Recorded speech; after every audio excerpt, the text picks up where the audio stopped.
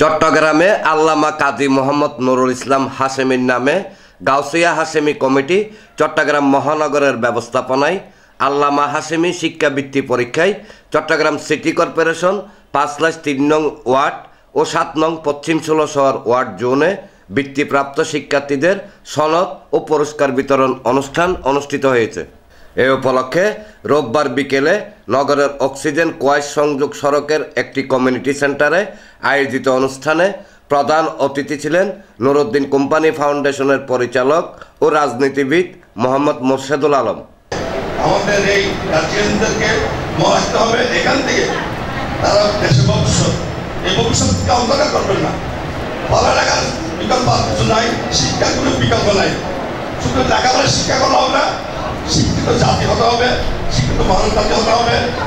আল্লামা হাশেমী শিক্ষা বৃত্তি পরীক্ষা পরিচালনা পরিষদের চেয়ারম্যান শাহজাদা কাজী মোহাম্মদ আবুল ফোরকান হাশেমীর সভাপতিত্বে ও কেন্দ্রীয় বৃত্তি পরিচালনা কমিটির মাওলানা মোহাম্মদ মহিউদ্দিন সমরকন্দির সঞ্চালনায় অনুষ্ঠানে বিশেষ অতিথি ছিলেন গাউসিয়া হাশেমী কেন্দ্রীয় কমিটির আহ্বায়ক শাহজাদা মাওলানা কাজী মোহাম্মদ বাহাউদ্দিন হাশেমী ও ৫ উচ্চ বিদ্যালয় পরিচালনা কমিটির সভাপতি অ্যাডভোকেট মোহাম্মদ জাহিদুল আলম।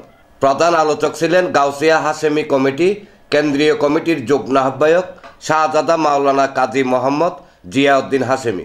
অনুষ্ঠানে স্বাগত বক্তব্য রাখেন কেন্দ্র কমিটির উপপরিচালক শাহজাদা সৈয়দ মোহাম্মদ গোলাম রসুল নইমি।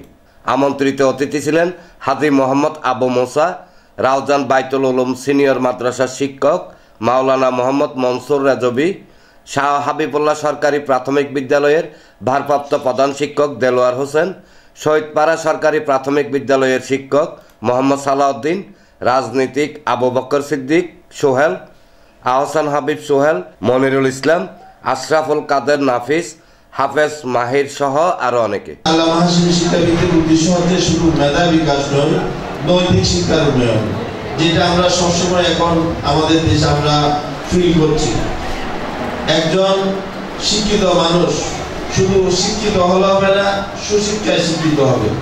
এনামুল হক লিটন, প্রগতি 24 টিভি।